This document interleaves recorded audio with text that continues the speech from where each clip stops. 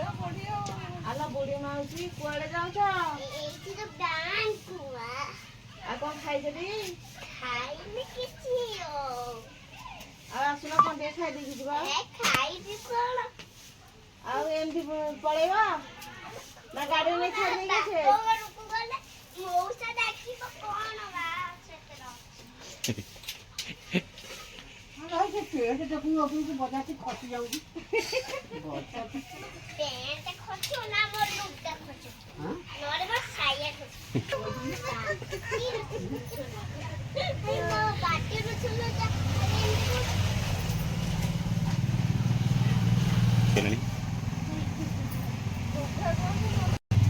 ମାଉସୀ ତମ ଅଣ୍ଟା ଭାଙ୍ଗିଗଲାଣି ନା କଣ ବା? ଅଣ୍ଟା କଣ ଭାଙ୍ଗିବ? ତମ ମୁଣ୍ଡ ତ ଖାଲି କଚାଉଲ ମୋଡ଼ିଦେଲେ ଭାଙ୍ଗିଯିବ ମୋ ଅଣ୍ଟା। ଆଉ ଏତେ କଥା କଣ କହୁଛ? ଆଉ କାଟିଆ କାମୁଡି ପକେଇଲେଣି। ଆଉ ଏମିତି ନଈ ନଈ କାଇଁ ଚାଲୁଛ?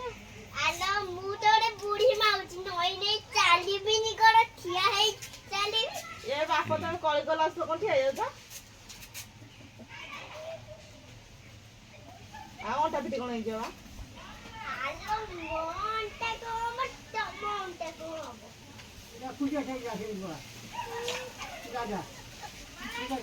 ଆଉ ତମ ଘରକୁ ଯିବି ନା ବାପ ଘରକୁ ଯିବି? ତମ ବାପ ଘର କୋଉଠି? ଏଇ ହଂସପଡା ଆଉ କୋଉଠି ହବ? ଆଉ କଟକରେ ନା ନିମାପଡାରେ ନା ହଂସପଡାରେ? ଆଉ ତମ ବାପା ନାଁ କଣ ବା? ଆଲୋ ମଉସା ତ ଆମ ମଉସା ତ ବାଡି ପକେଇଲେଣି। ଆଉ ତମ ବାପା ନାଁ କଣ? ମୁଁ କେମିତି ଯାଇଲି? ସେ ବୁଢା ତ ଖାଲି ଖାଇବ ପିଇବ ଶୋଇବ ଆଉ କଣ କରିବ ଯେ? ହଉ ଯାଅ ହଂସପଡା ଯା। ଆଉ ତମେ ସିଧା ଠିଆ ହେଇପାରିଲନି?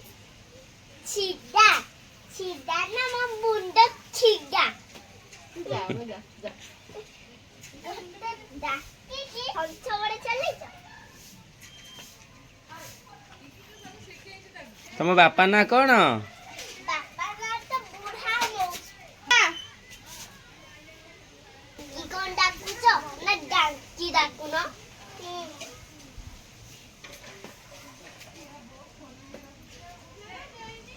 ତୋରା ପାଡ଼ି ଧରିକି ଗୋଟେ ମଉସା ଚାଲିଛି। ଆଛରେ ପିଲା ଆଛ ଯିବ ଯଦି ଆଛ।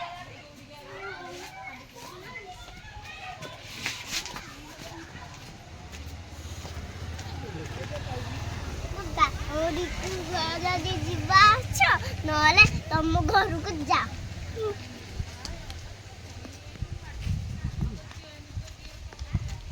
ଆଲୋ ବାପ ଘରକୁ ଆସୁନ ଠିଆ ଠିଆ କି କର ରହିଲ?